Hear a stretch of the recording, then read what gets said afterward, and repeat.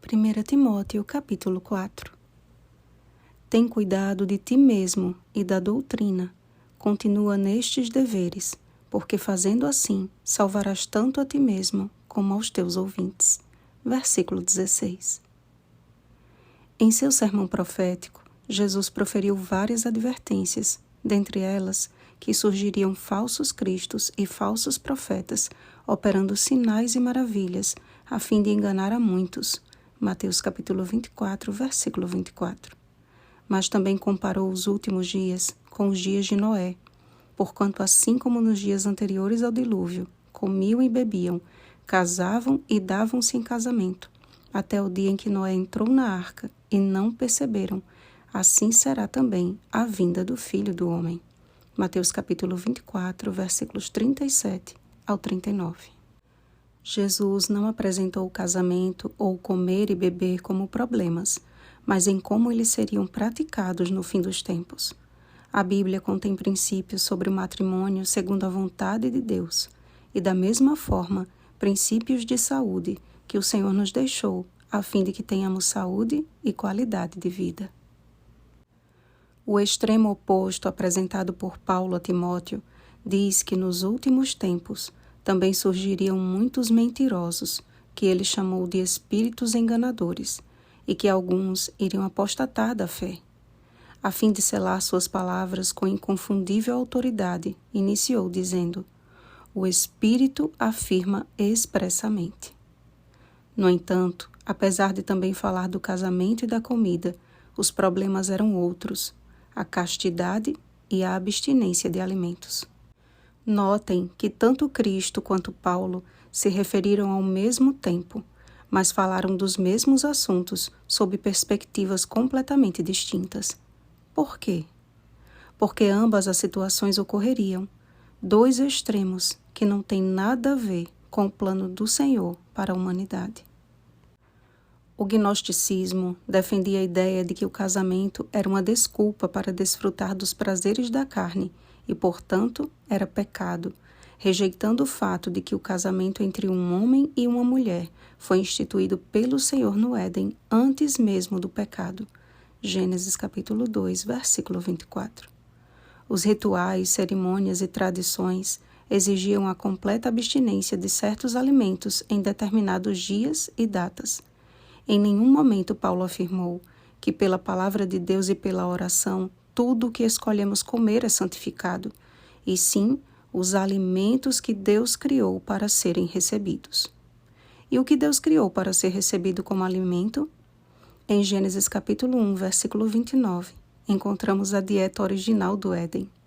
Em Levítico capítulo 11, a permissão divina quanto ao consumo de algumas carnes e proibição quanto a outras.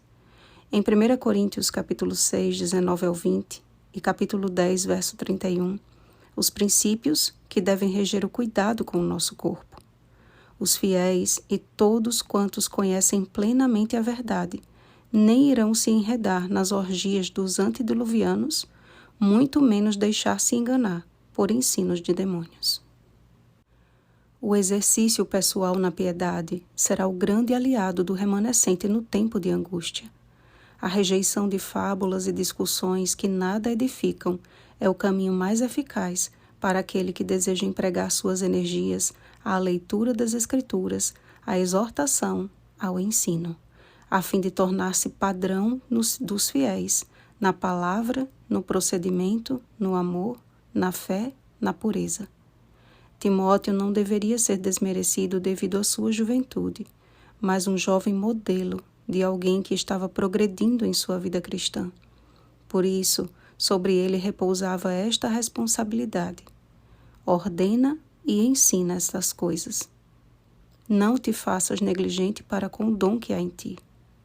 Paulo orientou seu pupilo a ser cuidadoso consigo mesmo e com o estudo das Escrituras, permanecendo nesses deveres, perseverando dia após dia para a sua salvação e de todos que o ouvissem. Devemos examinar a Bíblia por nós mesmos, amados, mediante um coração submisso à voz do Espírito Santo. Deus deseja ardentemente ter conosco uma conversa sincera. Vinde, pois, e arrazoemos, diz o Senhor. Ainda que os vossos pecados sejam como a escarlata, eles se tornarão brancos como a neve. Ainda que sejam vermelhos como o carmesim, se tornarão como a lã. Isaías capítulo 1, versículo 18. A verdade liberta. A liberdade em Cristo cura. E a cura de Jesus salva. Você deseja ser liberto, curado e salvo? Vá às Escrituras.